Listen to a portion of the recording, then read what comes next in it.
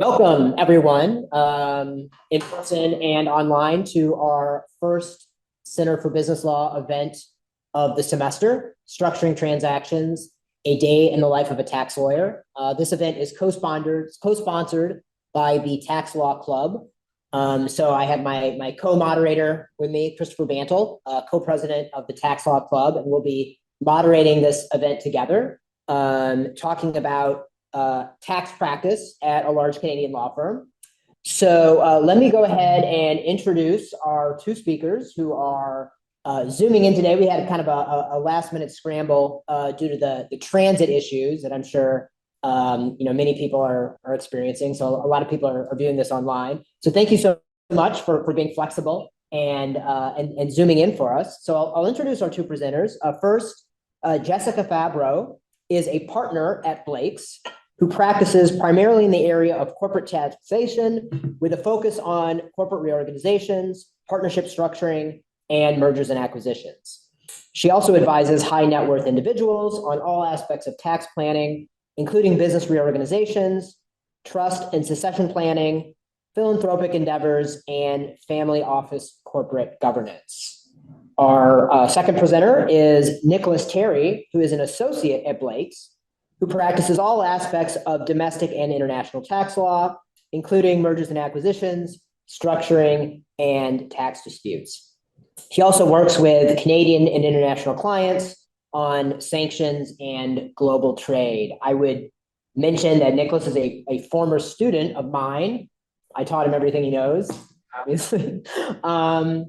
No, not really. So we have, basically the idea here is we have a partner, right, giving the more senior practitioner perspective on tax practice, and then we have an associate giving the more junior perspective on tax practice. So we'll be asking a series of questions, and they will be able to give us, a broader picture by providing these kind of two different perspectives on tax law practice. So we have a series of prepared questions to ask, and Chris and I are gonna, sort of split our duties. So Chris, I believe you're gonna start out with your questions. Why don't I let you do your thing, and I'll fade into the background for them. All right, sounds good.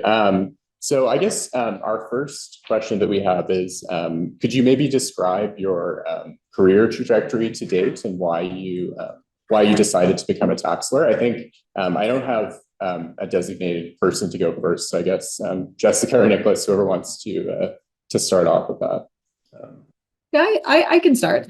So I have always wanted to be a tax lawyer.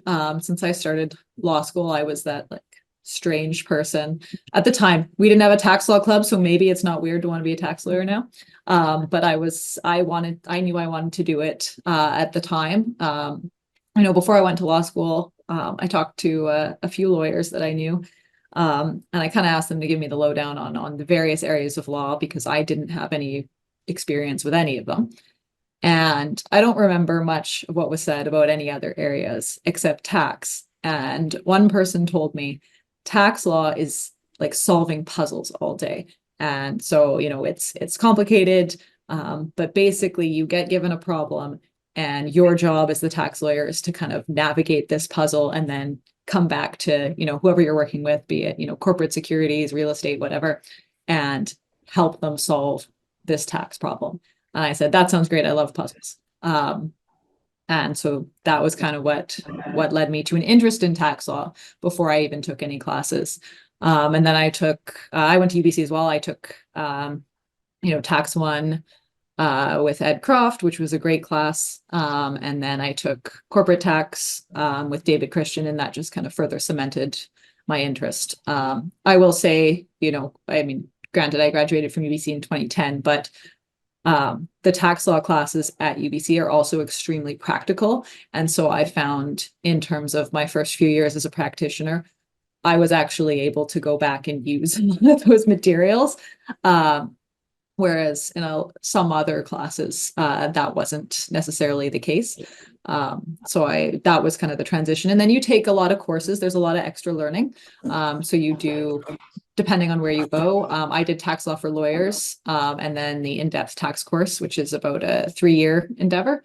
And just I've always been at a big firm for the most part. I did 18 months at a accounting, like a big four accounting firm, but on the tax law side. But my career's generally been a tax lawyer at a big firm. Well, I guess, Nicholas, I would hand it over to you. So my trajectory is very opposite, I guess. So I grew up in the Yukon. I didn't know any lawyers, and I went to law school. I'd been a truck driver for a bit and done some construction, and then I went to law school. I had no idea what I wanted to do, to be honest. And I remember very clearly. So everybody goes to here. So you'll know the lockers downstairs. There's the benches. And in my first year, there was just a copy of the Income Tax Act on one of the benches down there, frozen in time for my entire first year. They dropped them all off for, I guess, Duff's class, and then one copy just sat there and it didn't move the entire year. And I followed that. I wasn't interested. I had no idea. I ended up getting articles at Blake saying I wanted to be a corporate litigator. And, long story short, I took a lot of black letter law courses in my upper years just because I wanted to round out my knowledge. I took baby tax, and I only share this because it's relevant to sort of my journey here. In my summer articles at Blake's, my wife became pregnant, and we had our son on the way. And so I was not paying a lot of attention in third year. My wife had to move to Kelowna for school. She got into school there. So I was like remote and COVID and everything. And she got in like last second. So I literally finished my summer articles. We moved to Kelowna. Long story short, I was taking baby tax. And unfortunately, I fell in love with the subject immediately, almost not realizing. It was like Alice in Wonderland, where you're just like, there's this book and it's just like, I don't want to touch that. And then you dive into tax. It is the most interesting area of law, in my opinion. And so that was kind of my journey to tax. I joined Blake's. I did some rotations in the various groups. Ultimately, I met Marie Claire's the other partner here, and Bill McClagan is at the time, and really got along, and Dirk, the other associate here. So worked with them and ended up joining the group. So there was kind of my long journey. Very cool. So I think our next question is maybe if you could describe the day-to-day work of a tax lawyer at a large firm. So sort of, I guess what you actually do on a day-to-day basis. And then I guess maybe too, for Nicholas, I would ask sort of what, how that looks for a junior lawyer, and then maybe and sort of as you become more senior, maybe how that changes. And then I guess, Jessica, maybe for you specifically, kind of what that looks like at a partner level. Yeah, for sure. Nick, do you want to start? Because you can kind of build up, and then we could go from kind of the beginning to not the end, but like the middle. For sure. So, I don't know how long we want to spend here. Maybe I'll start high level, and if you want me to talk more about it, we can. But I grouped kind of, when I was thinking about this, I grouped our work as, into a few different areas. So at Blake's, one of the big ones we do is securities work. So, I remember law school, everybody's taking different subject, but securities essentially dealing with publicly traded equity, essentially, or various securities.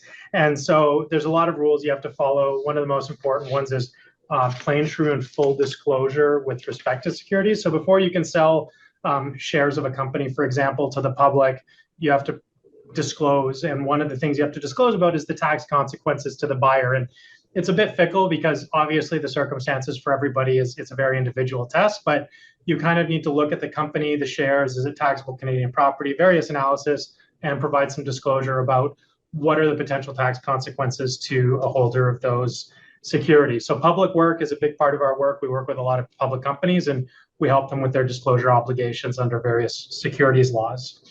Then we also do some transactional work. So there's public and private companies. So, public companies have transactions, but private companies have transactions too.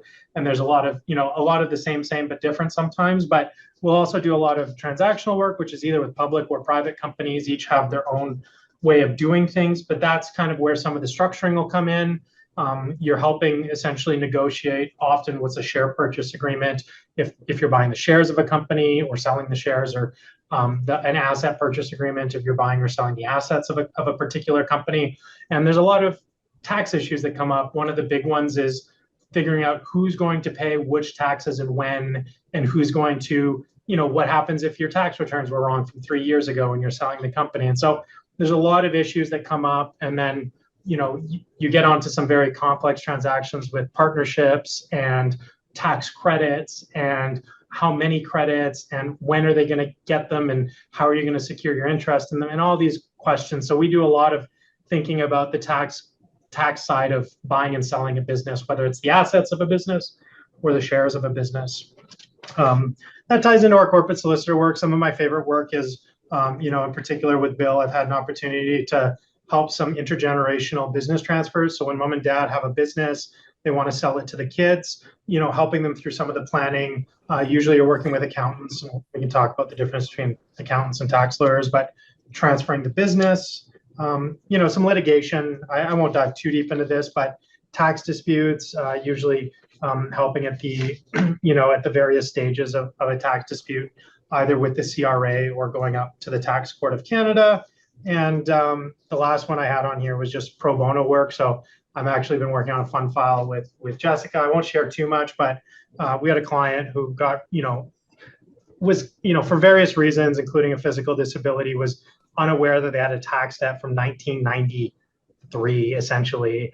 And with interest and penalties, it went from like a fairly modest $2,000 to a very significant 5-figure sum. And so we were just, helping with that and going through some of that process with a pro bono client. So, that's fun. And at Blake's, you get supported in doing that. So I've done some of that. And so, yeah, so I've myths and truths here. One is if you only practice tax, you only do tax. I'd say that's very not true. Camden was my corporate law prof. I use my corporate law skills almost every day. You have to be a good corporate lawyer to be a good tax lawyer. And yeah, so I've been talking for a while. I'll let maybe Jessica pipe in. For sure. Thanks, Vic. Yeah, no, that's a good summary. In terms of what you do as you get more senior. So I would like to break, I think you can kind of break it down. There's clients of the firm, so be it like securities clients, corporate clients, and then you're coming in as a tax specialist to do a piece of that. So on disclosure, you're coming in to look at the securities piece. On an M&A deal, you're looking at the tax consequences, depending on who we're acting for. You might be more involved in the structuring of the deal in an M&A transaction. As a partner, if they've engaged us and say not their tax accountants to do the structuring, then the partner would be leading the structuring with lots of help from the associates. If they've engaged an accounting firm, then we're usually reviewing that plan, seeing if we have any concerns, and then obviously we would help them implement that. And so as a junior lawyer, you would work a lot in terms of the drafting and help with the review, issue spotting and things like that. And then as a partner, my job is to review that and make sure it all works. There's a lot of debate, because a lot of taxes is risk. It's not necessarily black and white. And so, that's something that you have to present to the client. So that's a large part of what we do. We're like, well, it could go either way. But here's how we think it would go. And it's up to you whether, what position you want to take and the risks of taking either position. And then there's tax clients. So if we're talking like a family office type thing, a lot of times that would be a tax client. We probably meet with them anywhere from annually to quarterly in some cases, go over their, you're working with their accountants, you're working with their kind of financial advisors, you're meeting with them and they're kind of going over their overall plan for their business, their estate plan, things like that. And you're kind of helping with the other advisors to give them kind of a unified plan for, if it's quarterly, the next 3 months, annually, kind of the next year, going over, their charitable donation planning, their cash flow planning. Is there a way we can minimize taxes so that they can get the cash flow they need? If they need to pull out a larger amount of cash, what the tax impacts of that? And is there a way that we can structure that to kind of reduce it, or maybe make it go over time a little bit better? So that would be more of a tax client, and that would be someone that I would be meeting with, as I said, on a periodic basis. And then obviously associates would be brought in to help on specific things. Litigation, I don't do litigation anymore. I only did it as a more junior lawyer. but it is quite fun. You know, there is still quite a bit of technical tax in it, obviously. But you do get the public speaking and the litigation skills, and it can be quite fun. You will be in court more often as a tax litigator than any other kind of litigator. At least when I was doing it. There's not as much, the only people you're up against is the Department of Justice. Like there's no one else. And so there's not as much, there's definitely room for negotiating and things do settle, but things go to court, you know, a lot more often than they do, say, in BC Supreme Court. And so that's something, if you want actual trial experience, tax litigation does give you that. When I became a lawyer, one of the partners I was working with joked that, you know, the fact that they gave all the litigation associates barrister bags, and they gave, you know, the corporate, which included kind of the tax people, briefcases. He was like, Jessica should get one of those bags. She's going to be going to court more than any of you. But and it was true. I've you know, been to tax court once, Federal Court of Appeal twice, and Supreme Court of Canada twice. And so there's certainly opportunities. Supreme Court is obviously very rare in tax. They don't see too many cases, but it is possible. And if you are a litigator, it's a small bar, and so there is you know, always that possibility. Yeah, so I think that's it. It's a lot of it is just more responsibility. The thing that persists at, you know, associate level, partner level, we are always learning. We are always reading. We get, well, depending on how you set your digest emails, we get an email every day about what is new in tax. Our Income Tax Act is published minimum twice a year. And there's always changes. So it is something that, regardless of seniority, you do have to stay on top of.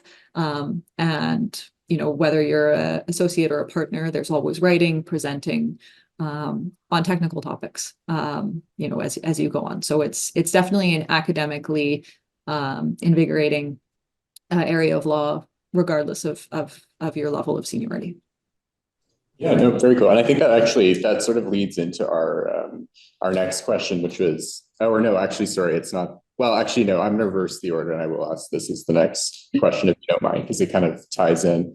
I guess the question was like, if you think that tax has a steeper learning curve than other practice areas. And I guess I thought after a different way to ask this question might be like, you know, how long did it take you to feel confident in your day-to-day sort of work? And I guess, do you think that maybe takes longer in tax relative to other practice areas? Yeah. I would say yes, because it is so technical, but also because there's not that many tax lawyers. And so when I was called, I was the only associate in my group, and I worked for 4 partners. And so if there was a job for an associate, it didn't matter that I had been called for 2 days, I was doing it. And so from that perspective, you get to do more senior work a lot faster. You have a great support system, or at least I had a great support system, and I had great technical resources, and they were always happy to kind of, you know, help me learn. And everybody makes mistakes in tax. That's the thing. That's why you have the partners to review, because you don't know what you don't know. And that's why we have a lot of technical sessions. So that's why I did tax law for lawyers. That's why I did the in-depth tax course, because there is so much to learn, and you do need more of a formal element of education in tax, because there is so much technical knowledge you need to have. So I would say, yeah, once I started to feel comfortable once I finished the in-depth kind of on the day-to-day stuff. And I would say probably about 5 years and is when, you know, I was solidly comfortable with, you know, giving advice to a client on my own. And, you know, maybe some people are comfortable a little bit earlier. I worked on a number of rectification files where I saw mistakes that had been made, and everybody makes mistakes, which is something lawyers should know. Not saying you shouldn't take care, but making a mistake is something that happens. and it's how you deal with the mistake that is important, and taking steps to do your best not to make them. But as long as you are upfront about it and do your best to follow the Law Society's rules on reporting and all that, it's not you shouldn't be ashamed that you make a mistake. Everybody does. And so, but seeing that, I know that there's lots of very experienced, very, knowledgeable people who have made mistakes. And so I think that also, I'm not saying it made me less confident, but it made me more cautious in terms of, making sure that I checked everything, 3-4 times before it went out. And so I think around, the 5th year, I started to feel, confident that at least on the stuff that I was doing on a regular basis, I had a solid knowledge on that. I think just to add to Jessica, I mean, my junior perspective, I'm glad Jessica said 5 years. I'm a third-year associate. I've only been practicing for a year and a half. So yes, it's very steep. Without being a lawyer is hard in any area. I think tax, especially for me who only took baby tax and, did a lot of my training on the job, it was very steep. It's overwhelming, especially for your first year. And then you get better. And in particular with the corporate stuff, I mean, we have a national meeting every week, and the partners will, there'll be a discussion, usually an associate presentation, followed by all the partners speaking. And it's intimidating because you're listening to a section of the act you've never read, and people are, ringing it off as if they just read it right before the meeting, even though they didn't, and have all these nuanced takes on all these different languages. And it just takes time. And actually the lead of our practice group, Paul Stepek, he did a podcast where he talked a little bit about this. And he said he didn't feel like he really understood what was going on in the meetings for the first 3 or 4 years. I can't remember exactly how long he said, but it was enough to be reassuring. So I think I can firmly say I agree with Jessica that it is steep and it takes time, and it takes a very long, longer than in some other areas, I would say. Yeah, no, reassuring, I guess, that you do eventually get there. Well, and just one thing to add. So one of the greatest resources is the Canadian Tax Foundation, which is for tax lawyers and tax accountants. And it's important to note that they have a group called the Young Practitioners Group. And you were a young practitioner for your first 10 years of practice. And so it's not just that, the legal community thinks that, it's a steep learning curve. It's, the tax community acknowledges there's a lot to learn. And so you are, a younger member of the tax community for the first 10 years. It was 6 when I started, and they actually extended it to 10. And so it's, there's no shame in acknowledging that there's a lot to learn. The community has acknowledged that they think you're pretty junior until you've hit 10 years of practice. And I will say, it's exponential. Like if you look at where I am today versus where I was a year ago, you still feel like you really don't know a lot sometimes, but you look at where you were, and it's unbelievable how much you learn over time. So I think you do have to love learning to succeed in this area. I would say you're not going to do well if you find learning new stuff not fun at all, because you're learning new things every day, even little things. Yeah, no, that makes sense. So I think our next question was, and I guess sort of reverse the order, this was sort of third question, but I guess, do you need a business or do you think you need a business or accounting background to be a tax lawyer? I guess if you don't, is that still sort of an asset or something that helps? I mean, you don't need it for sure. Some of the best tax lawyers I know have math, physics backgrounds. And I'm not saying that has to be, technical. There's great tax lawyers with, I think, like philosophy backgrounds. We come from all over the place. I did econ and English.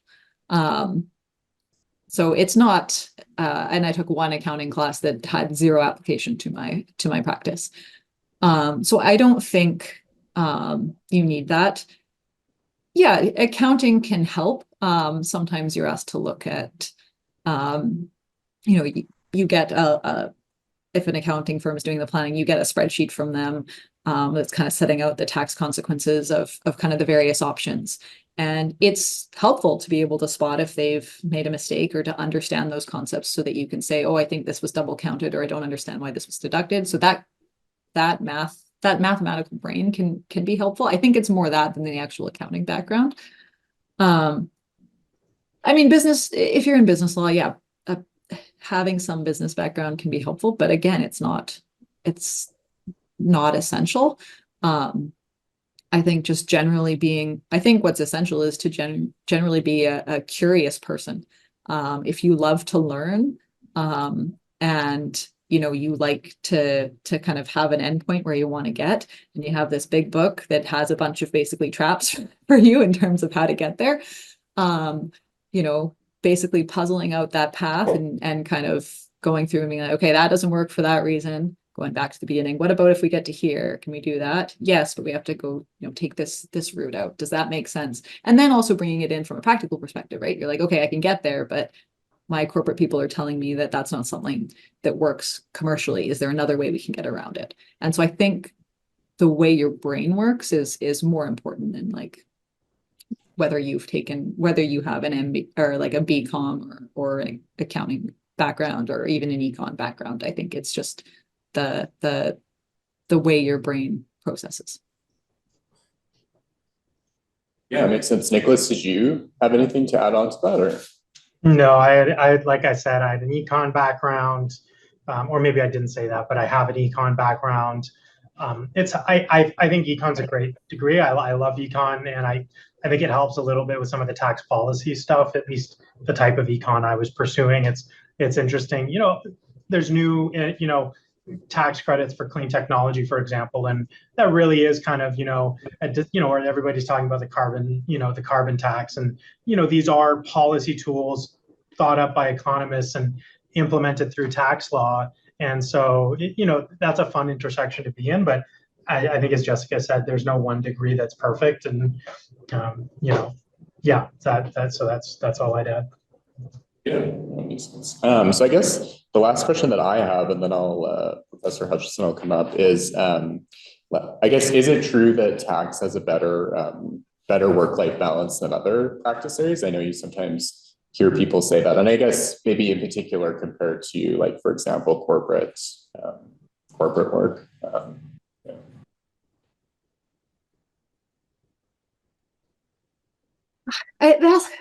It's tricky.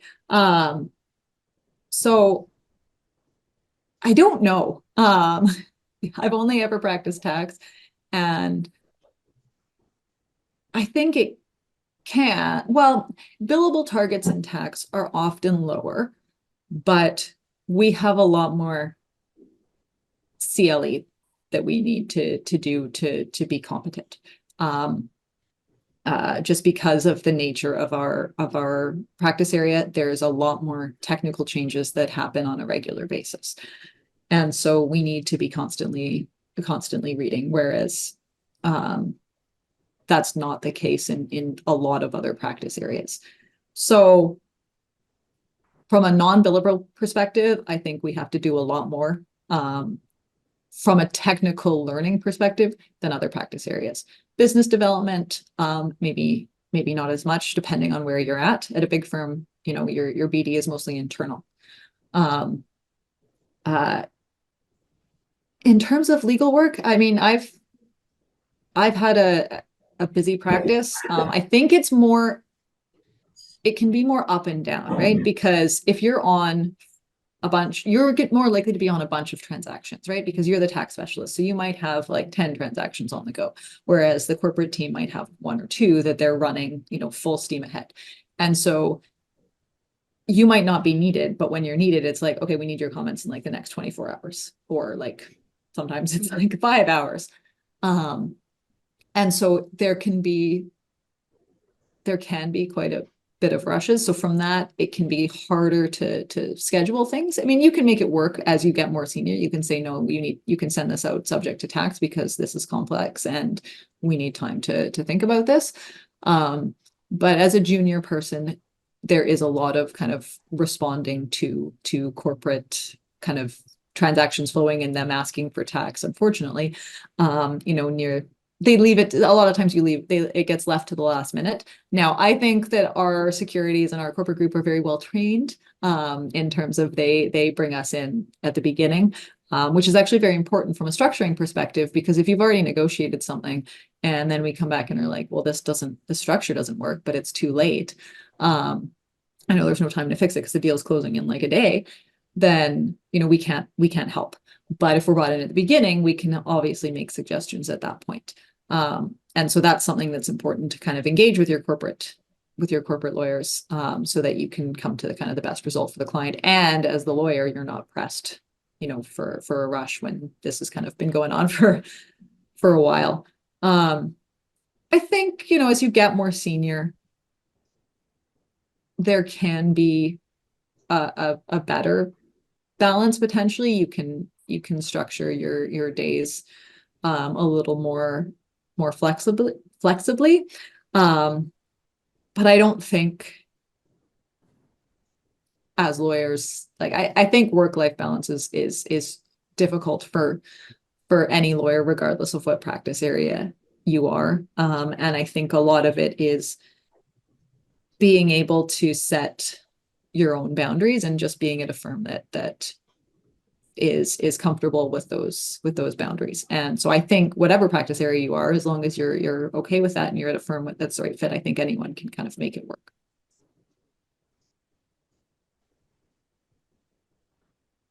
I guess for, as a junior associate in the tax group, I agree with what Jessica said. I mean, I spent, this morning, I'm not actively on a file, but it's not like I'm sitting around, I'm reading bulletins and law. And like she said, I have a whole folder of just emails coming in with changes and newsletters and tax interpretations from the CRA views. And even if you're not busy, you still got a lot to do, reading about new taxes, and there's a million new taxes all the time. And so, I think in terms of work-life balance, I originally said to Jessica that, I wanted to reject the premise of the question in a sense. And, we were going back and forth a bit, but I think, in relation to this, I think, being a lawyer and you're not going to work, maybe you will, but a lot of people aren't going to work 9 to 5, and it just shuts off before 9 and it's off after 5. So in light of that fact that it's almost inherent in law that when your clients need you, they need you, and they need you now because there's something important going on in their lives. For our clients, there's so many things that drive when and why a transaction is happening, and it can turn on and off in a second. I was just on a deal where the timing of the transaction really mattered because of their disclosure obligations under securities law and how that would affect their stock price. And so, when there's so many matters, things like that can affect the timeline for a client, you kind of have to accept that unless you're in an area of law where you can really turn your time, turn your phone off at 5 p.m. The most important advice I could give, in my opinion at least, is find people that you want to work with. I didn't really get this advice when I was a law student. I was just like, well, you work where you want to work or whatever, but it's important who you work with, in my opinion. And, I have a family, and so working with people that had a similar values was really helpful for me in terms of how to make work-life balance better. And so when my kid is sick, I know the people around me sort of understand what it's like to have sick kids, and it doesn't mean the work goes away, but it's easier than otherwise perhaps. So. Yeah, I would say that the tax community generally is very supportive and very close-knit, like even nationally. So there's always the CTF, as I mentioned, is kind of our big foundation with tax lawyers and tax accountants. And, you go to the national conference, and as a student, it's actually quite inexpensive. I think it's only $100, or at least it used to be, to attend. And it's going to be in Vancouver in November. So it's good. You get free food and you get some substantive tax education, and you get to meet tax lawyers and accountants. So I think it's a worthwhile thing for people to look at. There's also the BC Tax Conference in September too. But you see there, and it's like a gathering of old friends. And so, you're seeing someone, maybe you didn't see them for like till 3 conferences ago.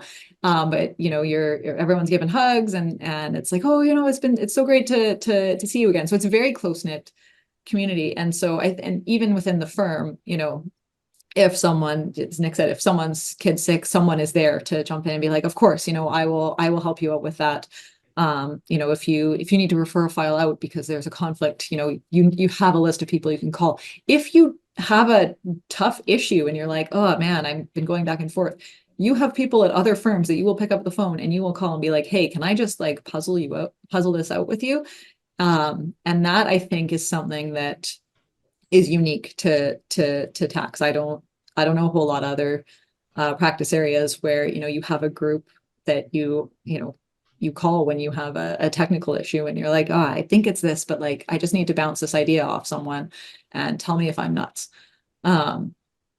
And so I think it's a very supportive practice area. And so that's one thing that I think can help, not the work-life balance, but take some of the pressure off. You don't feel, you tend to not feel isolated as a tax lawyer because the community is so strong.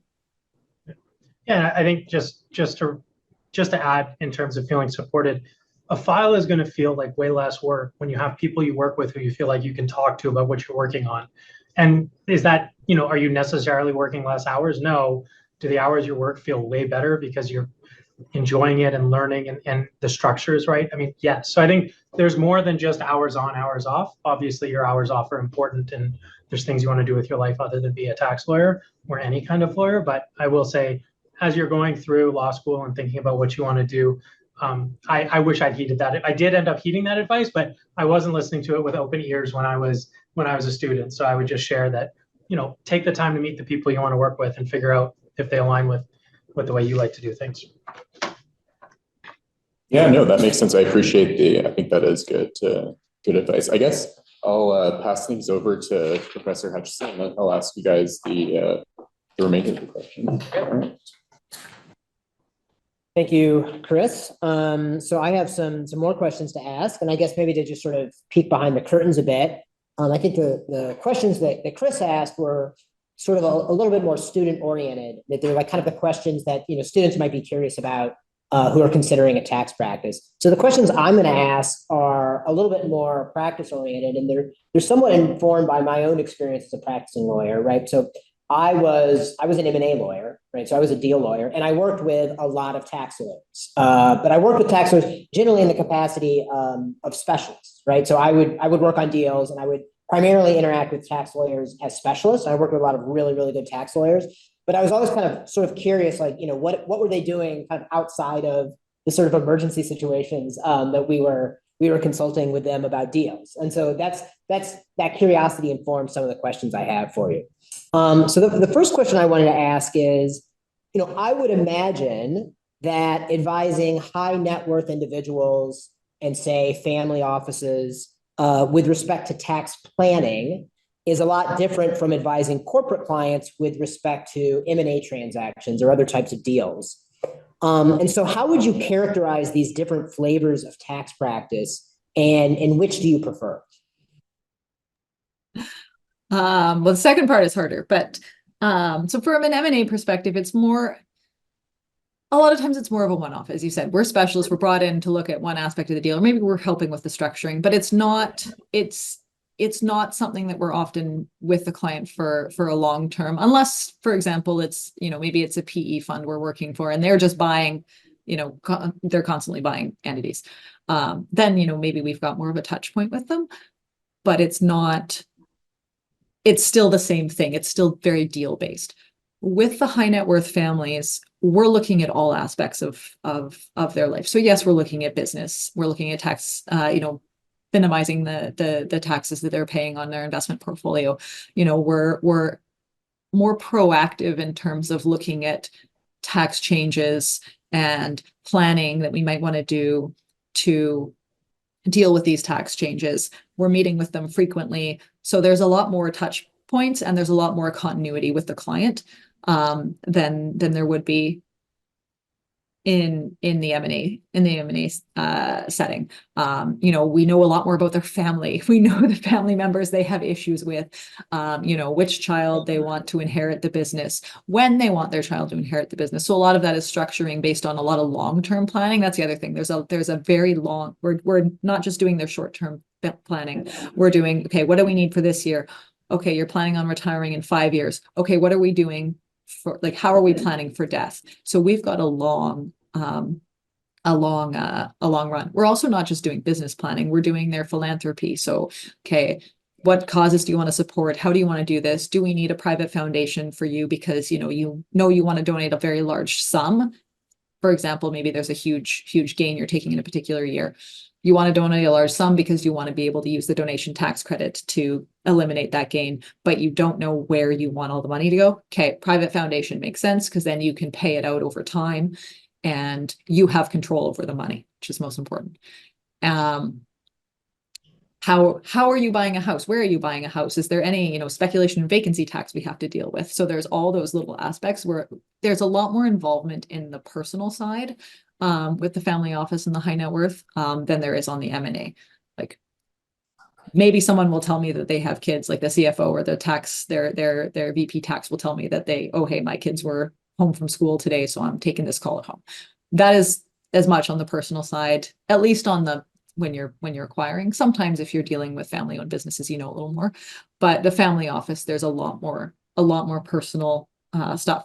And so that can be good or bad, right? I think you have to deal with more personalities on the family office side, and it can be a little bit more dramatic. It's like family law sometimes. And so you need to have good conflict resolution skills and understand that often there's a lot of emotion in some of these decisions. And so trying to manage that while trying to get, the best results for the client can be difficult. And so if you kind of are good with those soft skills and that almost therapy type skills so that you can kind of, calm down those tense situations and just deal with the technical issues that you need to get done. That can be really helpful. But if that frustrates you, then family office stuff is not really going to be your cup of tea. Whereas M&A is very fast paced, but there's not as much of that. There can be big personalities, but it's not going on for a long time. And so I think that the timelines are also a lot different. So that would be the big difference. I think a good mix is nice. You've got those longer standing clients, you're helping them kind of throughout the life of their business and you're working with generations. So that can be nice. But it's also nice to have kind of the rush of the deal. So I think a mix is good.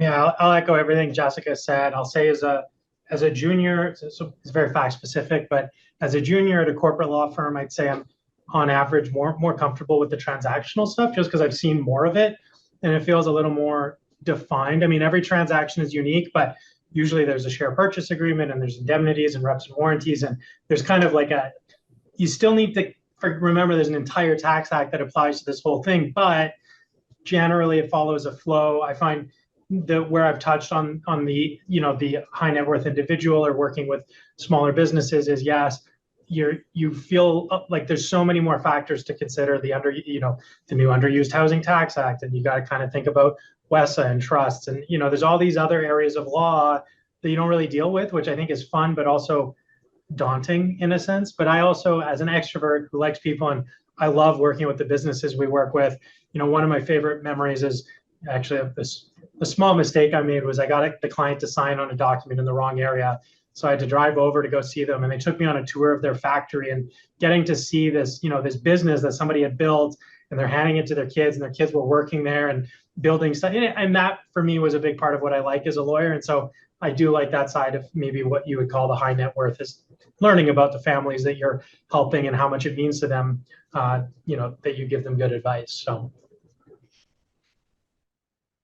Okay, thank you. So my next question is, what portion of your practice is domestic Canadian tax law, and what portion of your practice focuses on international issues? So I bit of background. So I started my career in Vancouver, was here for about 4 years, and then was in Edmonton for the last 9 years till came back in July of this year. So I would say in Vancouver, there was probably an international element in, say, 75 to 80% of the work that I did. A lot of times you have US buyers and they're concerned about, cross-border tax considerations. So how does the treaty apply? How are we going to get money out? That kind of thing. When I was working in Edmonton, it was a lot more domestic work. And so I would say that, 85 to 90% of my work was pure domestic Canadian tax. And so it really depends on the area. I would say family office work is often more domestic, and the only time you're really looking at international is if they have foreign investments and you're trying to figure out how the if there's a way to minimize the withholding tax and things like that.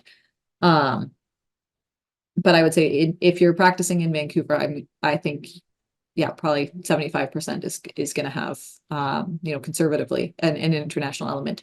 We don't advise on international tax issues in terms of giving non-Canadian tax advice, but for non-residents, we would advise on the Canadian tax consequences of whatever transaction is at issue, be it a dividend payment, an interest payment, a sale of shares or real estate, or mining interests. Mining is huge in Vancouver, and so dealing with international companies investing in Canadian mining, and the tax consequences related to that is significant. It is good to have an understanding of some US tax concepts, because when you're dealing a lot with, say, US purchasers, they often ask, oh, can we do an equivalent to this section of the Internal Revenue Code? And you kind of need to know what that is, or at least be able to puzzle out what it is, or just read it and be able to understand it, so that you can advise, no, there is no Canadian equivalent, or yes, but here's the differences. So it's not that we're giving US tax advice, but we kind of have a little bit of a background knowledge of it so that we can work with our US clients and US law firms in an easier way. Yeah, from the more junior perspective, one of the first files I was on was working with what was, as a junior, I was like, oh, this is a trust, but it was in Europe, and the corporate laws are different in Europe. And one of the things that you start to learn as a tax lawyer is every word everywhere matters all the time, no matter what. And so, a trust is only a trust if it's a trust for purposes of the Income Tax Act. So just because it sounds like a trust and smells like a trust doesn't mean it's a trust. And so there's all these rulings that the CRA gives about whether certain types of structures that are non-Canadian structures are or are not trusts, and this impacts their treatment under the Tax Act. And so that's the kind of work internationally that we do sometimes that can be fun, because you might have a Canadian resident beneficiary of this European thing, and you need to sort of figure out how it's going to be treated. So it's definitely fun in terms of the international stuff, but I agree with Jessica that we don't give, I never give US tax advice or advice on taxes in any other country except Canada, of course. Very interesting. So my next question, I think this is really mostly a question for you, Jessica, and you'd kind of alluded to this in an earlier answer, although Nick, you're of course welcome to chime in on this as well. And so my question is, how does client development work for a tax lawyer, right? So are you primarily servicing the firm's existing clients, or are you expected to actively solicit and develop your own clients? So I think it depends on what firm you're at. So when I was in Edmonton, I was at a large international firm, but the market was such that our tax group was quite large. And so the expectation would be that we would go and get just tax-focused clients, so family office clients and things like that, and not rely on the corporate group to generate our work. And so that involved a lot of presenting, a lot of writing papers, a lot of speaking, a lot of going for lunches with accountants, because one of your biggest source of referrals is accounting firms. Because even if they're doing the structuring, someone needs to paper it. And while some corporate lawyers will be like, oh yeah, I'll just do what the accountant tells me, it is better to have a tax lawyer. A tax lawyer should be papering the transaction, or at the very least reviewing them. And so working with tax accountants so that you could get that work was a big part of my business development. And certainly that is how, if you're working at a tax boutique, the tax boutiques are great at getting out there. They are giving presentations to accounting firms. They are speaking at all of the conferences. They are writing papers constantly. they go out and they do a lot of BD. And so that is something certainly that you would be doing at Blake's. We are an M&A firm. And so a lot of the business development I do now is internally presentations to, our corporate and securities groups, real estate groups, financial services groups, in terms of changes in tax that will impact their practices, so that when they have a question, they know to pick up the phone and call me. And so that will generate, further tax work that I can do for them, but also things that they can, let their client know, and then their client can kind of give us a call. So a lot of that internal BD is very important as well.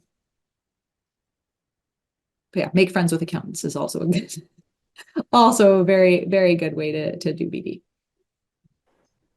Did you have any thoughts? You want to move on to the next question? I mean, I'm sure all the students in this room will hear it at some point, but the expression that the lawyers you work with are your clients is the best advice you can give. And you should, it's great to go do external BD. A lot of firms encourage it, go do it. But realize that your clients are the people who give you work internally. And so all the aspects of business development that would apply to external business development generally apply to internal BD too. So I would just share that, but that's the extent of what I've got to share. Yeah, and I might just kind of, add what you just said, Nick. I mean, that's consistent with my experience when I was a junior lawyer. I was not a tax lawyer, I was a deal lawyer, but I was at a firm that was large enough that there's really no expectation that junior people would be developing their own clients. And your clients are really the partners that you're working for, right? Those are the people that you want to make sure are happy with your work. Those are the people that you want to be developing relationships with. That's where your work's going to come from. And that's, to the extent that you're getting clients, you're really inheriting clients from more senior people. That was my experience. So I think that's probably wisdom that applies at any large law firm, would be my guess, or at many large law firms, I should say. Okay, so kind of on the note of sort of working in a large law firm. So both of you're at a very large law firm. But let's just say, hypothetically, if you wanted to leave, or, maybe other people you've observed in your career who've left and pursued other opportunities, what are those exit opportunities that are available for transactional tax lawyers, right? Are there in-house opportunities for tax lawyers? Are there options to transition possibly to the US or to other countries, maybe in Asia or Europe? Just in your experience or in your observations, what are the kinds of things that tax lawyers have the opportunity to do after working at a big law firm? So of my colleagues who have left, tax practice generally, they have gone either in-house, so places like big banks, working with pension funds, because there's a lot of overlap between tax law and pensions. And so if you do some of that pension work, then that kind of opens some doors for you as well. Government's a big one. So there's a lot of policy jobs in tax. Well, not comparatively. There's policy jobs. There's also Department of Justice, if you do tax litigation.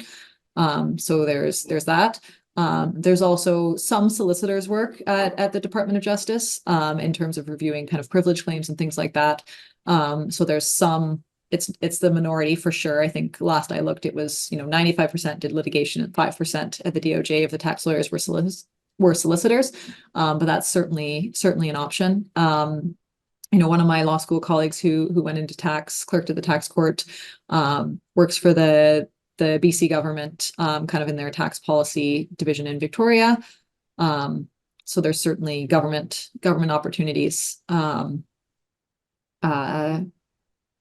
In terms of international, I would say the US is probably the easiest. Doing an LLM program at like an NYU, for example, in tax, it's very, very expensive, but it's a very good program.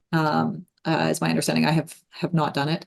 But getting your LLM in US tax and then getting called to the bar in, a New York or a California, is a way to transition. And then you could advise kind of on both sides because you've got the US tax expertise as well as the Canadian. So I would think the US is probably the best place to transition. I don't know anyone who's made the move, to Asia or Europe in tax, unless they were being, seconded, but they were still doing the Canadian tax work, maybe just for some international clients. So that could be a segue, if you have a lot of international clients, you kind of get seconded to do the Canadian tax work for them kind of overseas while kind of taking courses to understand, the tax law in the jurisdiction you're working in, and then kind of getting called in that jurisdiction would be a potential exit. I just haven't seen anyone do it. I don't have much to add other than as a student, I spent a long time thinking about what I wanted to do. And let me put this to you. Everybody, even the people who don't pay tax, need to deal with tax. Charities need to deal with tax. There's a tax angle to almost everything in this world. And, I think in terms of, what doors are open for you, I mean, I'm quite junior. Jessica's covered it thoroughly, but my view, and I still hold this to this day, I'm learning some of those useful skills, that you can have in the corporate world. So, I think there's something to that.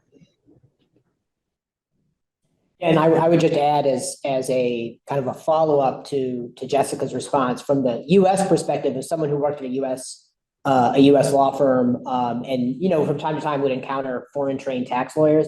The NYU LLM is like truly the gold standard in the United States. And I'm making this up, but I want to say like 100% of the kind of foreign trained tax lawyers who worked in the United States that I ever met or interacted with had an LLM from NYU, right? That was sort of the golden ticket to practicing at a big firm in the US. So that's definitely something to potentially consider if you want to practice tax in the US. Okay, so my final question, and we'll kind of end things on this and then maybe open it up for audience questions, is just what advice would you give to students who are interested in practicing tax?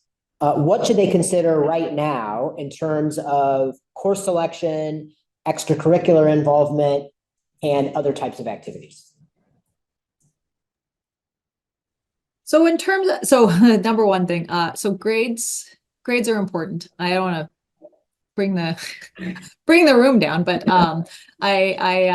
I do think that I don't want to give anyone false hope. It's the first thing we look at from a recruiting perspective is grades. I'm not saying that if you have a grade that's not great on your transcript, it's gonna boot you out. But generally, we're looking for people who have strong academic achievement, and so that is something to focus on even in your later in your third year. I get it, by that point most people have jobs, but when we're recruiting even laterally, I still look at everybody's grades, and if I see someone like basically gave up in third year without extenuating circumstances, obviously,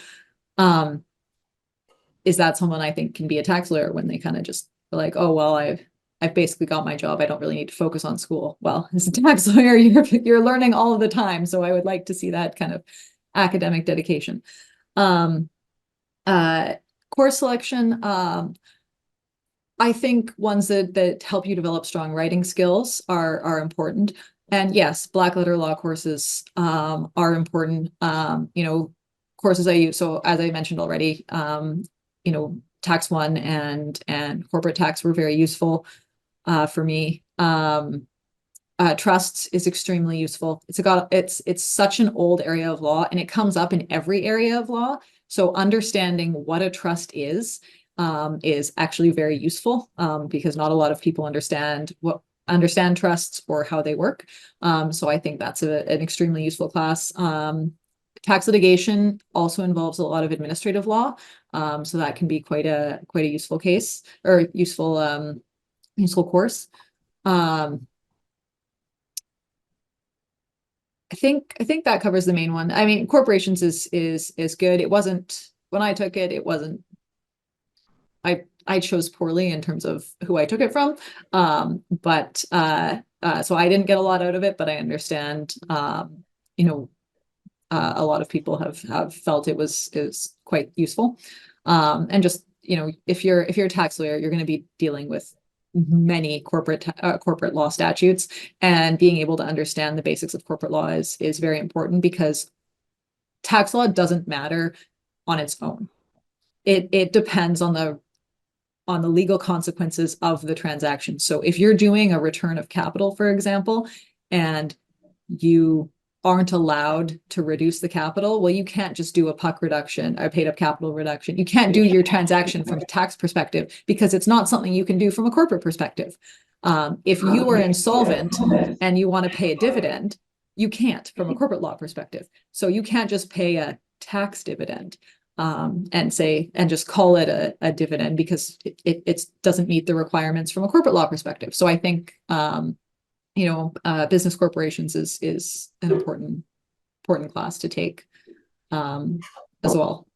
And then I think otherwise, yeah, if you tell me you're interested in tax and you haven't taken any tax classes in 3 years, especially at UBC, where you have tons of classes available to you, I mean, I'm going to be a bit confused, but otherwise, I don't think there's that many that would be necessarily prescribed. Yeah, so if I could just jump in really quickly, Yeah. just two things. So one is, just as corporate law is important to tax practice, and I also say taking tax classes is important if you want to be a corporate lawyer. Like, tax is really important. But what I really want to amplify is something that you said, which is just the focus on grades and their importance in recruiting. And I just want to I really want to emphasize that point for anyone who might be in the audience or virtually who's like a first year or even a second year. There are voices at this law school that will tell you that grades is not the most important thing, and that you should really be focusing on like extracurriculars or like LSLAP or whatever. That is not true. Like, your grades are the most important factor in terms of getting a job at a big law firm, right? Like, flat out. So just, you heard it from an authority, right? 5 minutes ago. So just remember that. It's really important. It's really important that you focus on grades. Obviously not everyone's going to get terrific grades, but you should put effort into it. And I really like what you said about continuing, right? Every job I've ever had since I graduated from law school, every job I've ever applied to, right? I applied to in-house jobs. I applied to all sorts of, they always look at your grades, right? They don't just look at your first year grade. So it's really important. I just wanted to emphasize that. Nick, what do you have to say? Yeah, I think on the grades thing, I remember my first year, there was all the hubbub with the OCIs, and I had no idea what was going on. Like I said, I don't know any lawyers. So I can't remember who some student said, yeah, like, if your grades are good in first year, you apply for a job and that's how you get a job. And it is important. And so I think it's nice. I would take the advice you're getting and say, it is important to have good grades in the third year continuation. Like I said, I had some things going on in my third year. I might have slipped a little, but I think as a rule of thumb, I keep on the gas pedal is definitely a good attitude, because you're going to be keeping on the gas pedal in tax every day when you're learning new things. And it's not a grade, but it's kind of your performance. And so very, very similar in a lot of respects. And sorry, the last thing, also black letter law courses. I agree. I did what sort of Camden said, if you want to be a corporate lawyer, take tax. That was my motivation. And then I realized I really liked tax. I have a lot of regrets about not taking more tax courses, because I only took one. And so that was something I really wish I'd done. I will just mention, I talked to another very senior lawyer who actually disagreed. And they were like, I wouldn't take tax. You're going to learn it all on the job. Take everything else. So there is a different perspective. But as a person who took one tax course, I would have wished I had taken at least a few more, especially at UBC, where there were so many that were great courses to take. Okay, well, that does it for our prepared questions. So thank you so much. That's been very enlightening. We have about 10 minutes left, where we can hopefully, we have kind of a small in-person audience. I don't know if people know. I think we got some questions online through the chat. Okay, so through the power of Chris's phone. Yeah, Justin has been emailing me the questions. I wasn't sure how we were going to get the online questions, but it looks like you've got them. So why don't we maybe you could just ask those to our presenters? Yeah, I can. I feel like I'm on a teleprompter here. Sorry, the iPhone is always a challenge. I apologize. I can read them to you too if you're having a hard time. Oh yeah, I guess, can you guys actually see the questions on your end? I can see them. Do you want to just address the questions directly then? Yeah, is that easier? Sure, I can sure. read them out, Jessica, or do you want to read it out? I can read it out. Yeah, go ahead. This question relates to Jessica's point that tax law is like solving a puzzle, but from what I understand, most of the law is solving puzzles. Why is this type of puzzle solving different than the puzzle of structuring a deal in an M&A transaction or piecing together arguments in something like securities litigation? Not to focus specifically on those examples, but it seems like everything to do with law is puzzle solving. Is it because the tax is so statute driven? Thanks. Yeah. Yeah, and I agree that yes, a lot of law is puzzle solving. In this case, just to look at M&A structuring, a lot of the structuring is tax driven. So that's a lot of there's a lot of different ways. There's a lot of, to compare it to Lego, there's a lot of ways to use the blocks, right? But the best way to use them in a lot of cases is the most tax effective way, because it's often going to be one of your biggest costs. And so a lot of what we do is basically taking all of those blocks that we've got in the Income Tax Act, kind of building them up and saying, okay, well, does this work? Does this create like a structure, like a solid structure for us that works from a tax perspective, a corporate perspective, a commercial perspective, real estate perspective? No. Okay, then we build it back down, maybe we only have to build it down halfway because we've got it to kind of partway there, and then we build it back up. So it's more, I find it's just more of that kind of puzzling out and modeling almost, than you might find in other areas of law. Not to say that other areas of law aren't academically challenging or don't involve a lot of kind of thinking of different scenarios and things like that.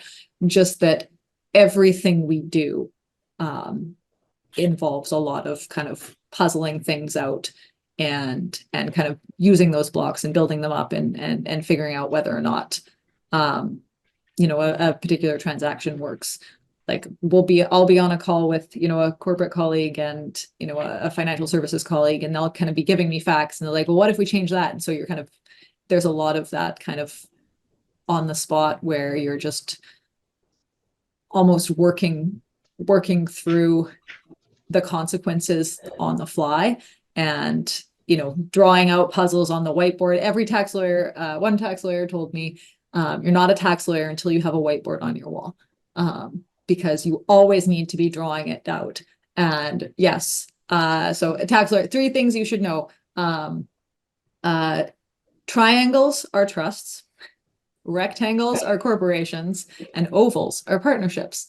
And when you get US people, they mix it up. So, but from a Canadian perspective, that's what it is.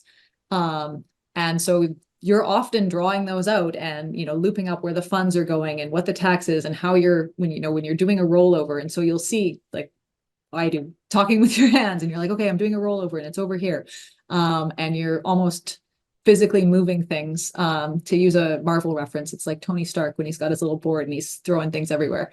That is a lot of the puzzling that tax lawyers are doing. You're moving things around and you're trying to figure out, okay, if I move this over here, can I do that without triggering tax, and how? Because that's what we need from a commercial perspective. Okay, if I do it this way, what happens? If I move it the other way, can we get the same result? And so that's just kind of what I meant by solving a puzzle. And often it's because we have the end result and we have where we're starting from, and we need to figure out how to get there without triggering too much tax.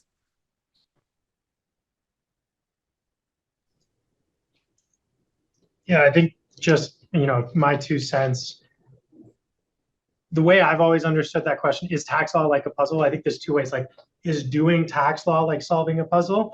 I think Jessica's talked about that, but I think the way I more see it is your knowledge of tax law like a puzzle. And I find the analogy works really well there, because it's, you sort of start with your edge pieces and your corners, right? And so your corners and your edge pieces are like section 2, section 3, like an income tax is payable. Here's how you calculate it. And there's so much in there, even as a junior, that if you forget your basics, it's gonna mess you up all the way down the line. So it's just so important that you read section 2 like 95 times and all the notes, and you go through there and you understand what is an income tax, what does it mean shall be paid. Every word matters. That's kind of your edge.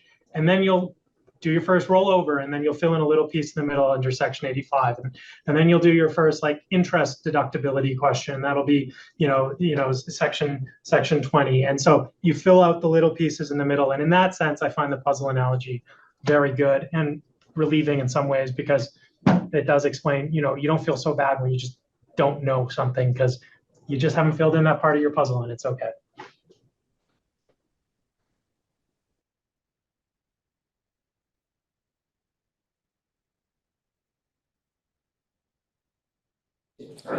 Do we have, I guess should I try and? I can read the next question. Yeah, sorry. Oh, thank you. I am a CPA pursuing LLM tax program at Peter A. Allard. How can a professional accountant venture into M&A or even family taxation, and what constraints I would face as compared to tax lawyers? So accountants can't practice law is the main thing. So first point. So you can't draft, you're not going to be able to draft legal documents. And while some accountants have certainly received legal documents from accountants, it is practicing law, and you can absolutely not do it. Now, a lot of tax lawyers work in tandem with tax accountants, and so working at a firm with a strong tax group that has an M&A group, yes, you guys often would advise on structuring, and so having that LLM in tax, I think, would help your tax accounting practice. And so working with one of the big four, or a BDO, a Grant Thornton, an M&P, all of those have M&A practitioners and very strong tax groups, and working in one of those groups gives you the opportunity for private enterprises is what I think they use in accounting firms to describe family office type work. And so lots of opportunities for that, certainly at those kinds of firms, and even some smaller tax boutique accounting firms. But you work in tandem with their legal team as well. M&A, yeah, the accounting firms, they often have the deal teams that bring it in, the tax specialists who come and help advise on structuring, and work with the lawyers to create kind of the best overall plan, and for either the sale or the acquisition, depending on who you're working for. So I think that's the best way to utilize the skills that you're getting. The other important thing to remember as an accountant, your advice is not covered by privilege, and that is very, very important. So if I go and I have a conversation with my client and I say this transaction is very aggressive, and I think there's a risk that the general anti-avoidance will apply, and then CRA audits the transaction, calls the client and asks them, well, what advice did you get on this? Client doesn't have to tell them that I told them that it was aggressive and I was concerned about the GAR. If you give that advice as an accountant, they have to share that. And so it is important to distinguish between that. And so if you are giving advice on whether or not you think that the general anti-avoidance rule or any anti-avoidance rule would apply, just know that if your client is audited, anything that you've told them, they do have to provide, whereas anything covered by privilege would be protected. So that's, I think, is the big difference. And that's why for a lot of clients, having a tax lawyer is very important, especially if they're concerned about risk. So that would be the big difference. But I think, yeah, an LLM is certainly useful for accountants, giving them a bit more of the legal background, and working with one of the larger accounting firms for M&A, and even the accessibility to family office work is great. And you'll get to work with a lot of tax lawyers, because we will work very collaboratively, with accounting firms. It's a very symbiotic relationship. Yeah, I really don't have anything to add to that. And go on to the next question, if there's any more. Wait, so we had a follow-up question. What is privilege when given? No, it's legal advice. It's advice given in kind of it's legal advice given by the lawyer to the client. You can lose privilege if it's shared. And so if the client then gives, say I write the client an opinion, and the client just gives it to the lawyer, or sorry, to the accountant, the client has potentially accidentally waived privilege, and now that could theoretically be produced.